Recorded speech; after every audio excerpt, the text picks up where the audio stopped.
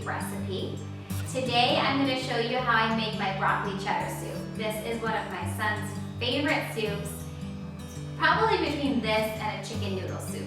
But I asked the kids every week if there's something special that they want for dinner one night, and Chase said he wanted broccoli cheddar soup. So I'm making that. Kira said she wanted salads, so we're probably going to have a little salad to go with the soup. Anyway, I'm going to show you how I make the broccoli cheese soup. It's pretty simple. You don't need a ton of ingredients. You need some fresh broccoli. You could probably use frozen if you wanted, but broccoli, onion, garlic, some chicken stock, some cheese, and a couple other things, flour and a little bit of carrots as well. So I'll show you how I start. Alright, the first thing I'm going to do is chop up my onion. And this is just a yellow onion. You can use any type of onion you have. Vidalia always works well. And I typically cut mine into pretty small pieces just because I'm used to quasi-picky eaters. But I'm going to puree everything anyway, so you don't really need to cut it up this small.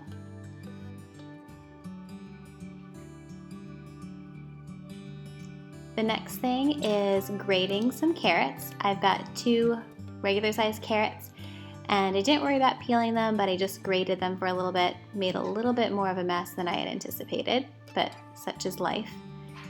Next up, I have 3 cloves of garlic, and I'm just going to mince these up and put it on a separate plate that I'm going to put with the onions. Those are all going to get sauteed together at the very beginning. And next up, I have the broccoli, and I just cut the broccoli into small bite-sized pieces, kind of on the smaller side, just so they cook a little bit more quickly. I don't know about you guys, but for whatever reason, I seriously dislike cutting broccoli. I don't know why, it just bothers me. But do I buy pre-cut broccoli? Nope, I just insist on cutting it myself and complaining every time. So it's about 2 cups of broccoli, didn't need the other head of broccoli over there. And then I also have a zucchini, which I'm going to talk about in a minute, but I just have these in kind of bigger chunks. Okay, so I'm back. I've cut up everything, and I forgot to mention that there's something that makes my broccoli cheddar soup a little bit different. I'm a big fan of sneaking in vegetables anywhere that I can. My kids like veggies anyway, and they're always good about eating. Well, Chase is always good about eating them. Kira, not so much. But I like to get as many veggies in as possible, and if I have to do that by sneaking, then I'm totally okay with that. So in this recipe, one thing that I add in is zucchini.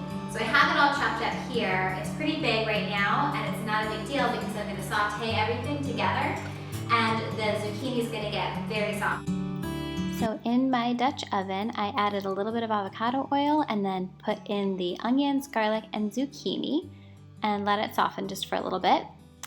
And next up, I added just a little bit of my chicken stock, and you'll see me scraping the bottom a little bit. That's because I want to get all those little brown bits.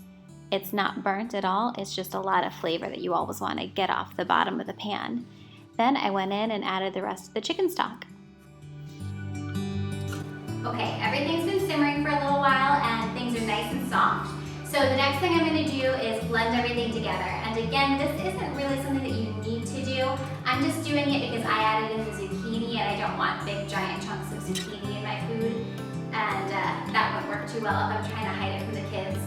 So I have my immersion blender. I'm going to whirl it all together. If you don't have an immersion blender, you could also just put everything in the blender and just whirl it together and make all the chunks pretty small so that it's one pureed soup. If you don't even want to use zucchini, you can just skip this step.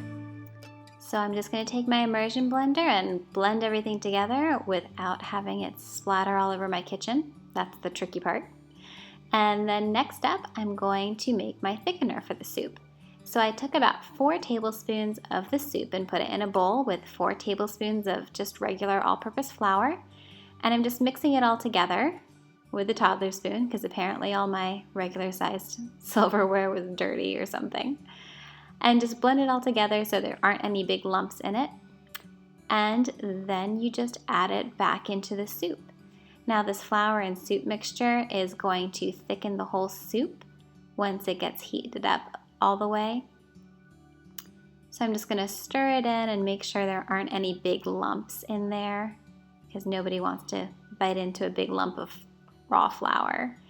And then just to make sure I got all the lumps out, I went and grabbed a whisk and made sure to break up any lumps that were possibly there.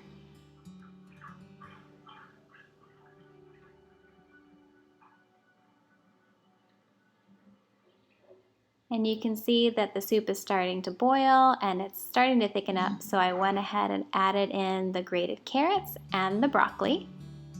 And they're just going to simmer for a little bit to get nice and cooked all the way through. You got to give everything one last stir before putting the lid back on. All right, everything is on the stove and it is simmering on low heat. The next thing I have to do is just grate up some cheese, and I'm using an organic grass-fed cheddar, which I think tastes really, really good. You can use pretty much any type of cheese. I mean, it's broccoli cheddar soup, so cheddar works really well, but you could use a Monterey Jack, or you could use something like a Colby. But I have a 6-ounce block of cheese that I shredded. I like shredding cheese myself because if you buy shredded cheese at the store, it's covered in this powdery coating of sorts. It's like a powder, and it's good because it helps the cheese, helps prevent the cheese from sticking when it's in the bag. But I want it to stick and melt and get all mushy, and melty, not mushy. I want it to get melty when it goes into my soup. So I like buying the block of cheese and just shredding it myself, even though it's an extra step. So the soup looks pretty good for now. And it's just thickening up, so all I have to do is add in the milk and then the cheese, and we should be good to go. Now I'm just going to go ahead and add in 2 cups of half and half. You can also use whole milk if that's what you have on hand, and give it a nice stir. Then add in all of the grated cheese, and again stir everything up so that it gets nice and incorporated. And the last thing I'm going to do is add in 2 different seasonings, a little bit of paprika and a little bit of dry mustard. And I think this just helps to round out the flavors a little bit and make the soup taste great. All right, that's it. That is my recipe for broccoli cheddar soup. I'm pretty excited to give it to the family for dinner tonight. The ironic thing is I don't really handle dairy all that well, so I can't even have more than a couple bites of it. But the bites that I did have were really good.